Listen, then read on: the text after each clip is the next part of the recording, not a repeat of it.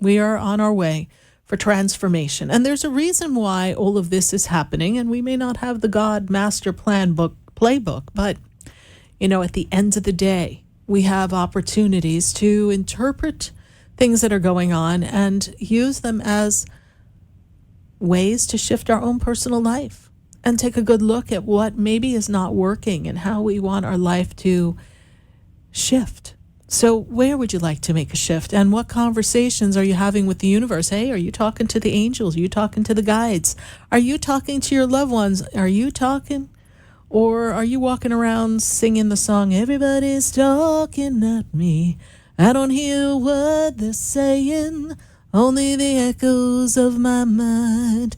I don't know what's going on, but we've all, I think some of us have been walking in circles talking to ourselves, because this lockdown that we had this past year, that was a wake-up call.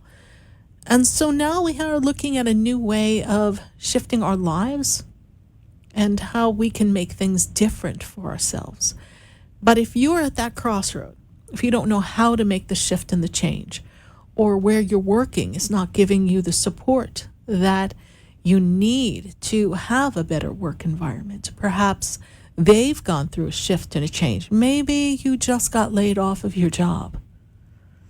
Maybe you don't have enough to take care of your family. Maybe you're at that crossroad that is a burdensome experience. That's a time you get down on your knees and you ask the universe to give you some assistance, and you send up the SOS. There's that feeling of you need assistance, you need help. And often if we turn to friends and family, they can only do so much because they're navigating their own changes, and they're limited to how they interpret your circumstance and situation. But what I've come to notice is that, God doesn't give you anything you can't handle. But for some of us, we get overwhelmed and we don't know how we're going to find our way through the tough times. And that's when the power of prayer, the power of meditation, the ability to be still and be in the silence of what is for your highest good, that energy, to feel that feeling. We all have opportunities to do that. But many of us don't have an opportunity to take that chance because we don't do what we'd like to do because we're just too busy. This pandemic gave us some of that break. I was talking to someone yesterday and we were exploring the fact that, for a lot of people, you gave up, for those of you who are working home, you gave up that drive to and from work. You gained another 30 minutes to an hour at either end of your day. You maybe aren't going out to lunch anymore because that's really not so much of an option. And, for some of us, we really aren't going to very many places. It's just not the right choice for us. So whoever you are, whatever you're doing, life has been altered. Never did we think the day would come that going to the movies, a basic thing, would really not be something that's an easy or fun thing to do anymore. So we've looked at life and how it's changed and how is it relating to our individual lives. And for some of you, it's given you the opportunity to change. And when life throws you a curveball, and for many of you, there's been quite a few curveballs. And for those of you who, if you played the game of dodgeball, you dodged the ball and the curveball didn't knock you in the head or knock you out, then consider yourself grateful and lucky. But for those who have had a curveball thrown their way and it kind of threw them into a tailspin, this is the time when your conversations with God count the most. To me, they all are important. But when you're in this moment where the universe has you in a place where you can ask for assistance and they're looking to see what are you willing to do to make a change for yourself. What are you asking for? Many of us remain stuck in a pattern of behavior and stories. We can't lose the story. And we've had a whole new narrative cast out across the world in 2020. And 2020 is hindsight. And what a view it's been. Holy crow. So now, as we look to 2021, what's coming? Well, we've got a class coming up. We'll be sending out some information on that in the next few days, and we'll be sending out promotional material for that. How to create your 2021, how to visualize, how to set intentions, how to manifest in this new energy. And it is a new energy. You know, there's a song, "This is the dawning of the age of Aquarius." This is the age of Aquarius we're coming into. So we are in the Aquarius season. We are in this change. And what this is asking us to do is to look at the picture and not lose ourselves in stories and narratives, but figure out, how do we solve the problem? How do we find solutions and make choices that will shift where we are? And how do we stay centered and connected to the universe? Your guides, your angels, your loved ones, they are always sending you messages. They are always coming to you and giving you a connection of some sort so that you know you're not alone. And we, as humans, have to pause and breathe and acknowledge that, and not lose ourselves in all the possibilities that it could be, but to follow the promptings of how it feels and allow it to reveal itself. Many people get a sign from the universe and they go, "Oh, this is a sign. It must be the right choice for me." But they didn't take a step back and look at everything that was presented to them. They didn't observe how they felt and what was going on before the supposed sign happened and after, so that you really have a feeling as to what your real story is.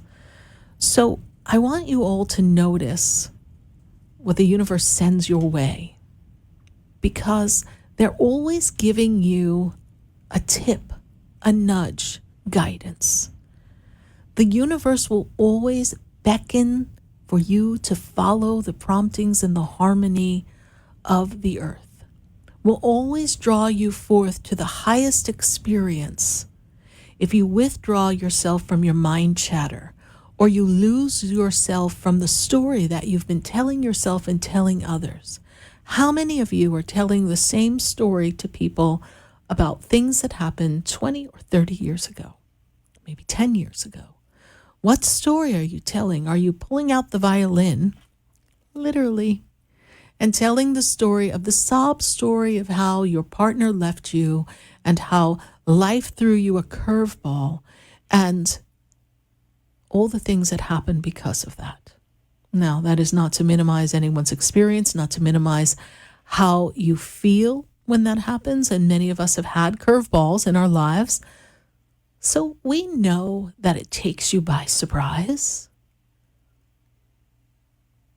But why are we still talking about it? Why are we holding on to something that brought you down? Do you not know that when you talk about the things that have caused you the most disruption or created angst, that you become the magnet of that same experience? And here's the universe dangling in front of you, all the new possibilities, all the experiences, but you're holding on to the heaviness of what you once experienced and carrying it on as if it's a badge of war that you survived, rather than clearing up the scenery and moving to something new and better. How many of you have had horrible experiences at your job or in family, had a family squabble? How many of you have suffered some illness for yourself or someone close to you? But you are creating today your tomorrow. Shall we still talk about what bothered us the most still? Because the universe is the reverberation and the returning of a frequency that you are sending out. It will respond to you with the energy that you put out. So if you say, figures, I'd pay for something and not get it. Figures, something's going wrong. Of course, this is what's happening. That is the energy that you're creating.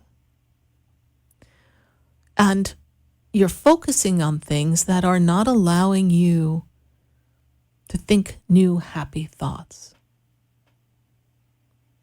and change the storyline.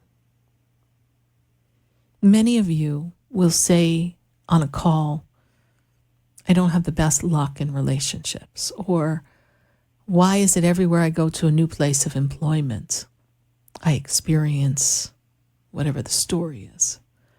And we have to take a good look, and we have to take responsibility for our part in it. And one of the main reasons why we are repeating a story is because that's the story you're focusing on. So we're going to give you some really important tips coming up in the work that we're going to do this year in 2021, how to recalibrate your frequency and your experiences, how to focus intention, and how to be this magnificent manifester of the life that you want and weave it within the conscious creation of your relationship with your guides, your angels, with God, the universe, and still be a part of the world and not lose yourself in the narrative that may be going on at a particular time, not as if we are the ostrich burying our head so that we, get it up the you-know-what, because we're not looking. I'm not saying that. But we don't need to buy into a narrative across the globe all the time and then expect our ability to manifest what we want in our immediate day-to-day experience to come to pass if we are focusing on the things that are, not bringing joy to the world. And no, not everything is roses. We understand that. And we understand that most of the painful times that have happened on this earth at this time, first of all, is a product of the collective consciousness and everyone's thoughts and feelings and angst and anger and frustration. And it has just reached a pivotal point where it had to come to a head. And here we are.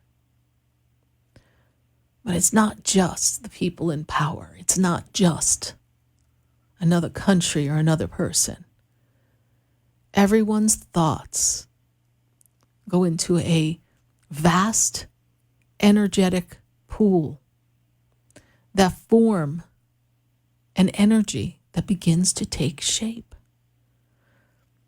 So when you have a conflict with a person or a coworker, or you have a conflict within yourself, that besides you're dealing with it on a day-to-day basis and navigating it, which will happen, that experience and how you interpret it and how you choose to allow it to disrupt you creates a disruption in the outer experience, which forms the collective energy of the world and every human. Telepathically, we could all focus on something and make a change. They don't teach us that in school. But that is essentially what prayer does. That's what meditation does. We are focusing our energy on a specific topic and gathering together in prayer or mantras or chants or even a simple rosary. And we're asking for a shift in energy, and we are calling upon a high frequency to assist our human frequency in the manifestation. You're a powerful being. So whatever you observe in the world, you have the power to see it as it is and then send it energy to transform it for a higher outcome. That's not always based on your personal desire. Or you can just feed into the frenzy of what's going on. Fear is false evidence appearing real. So remember that the next time you feed yourself with fear, feed yourself with energy of joy and happiness and good feelings. Truly understand that you have the power to create.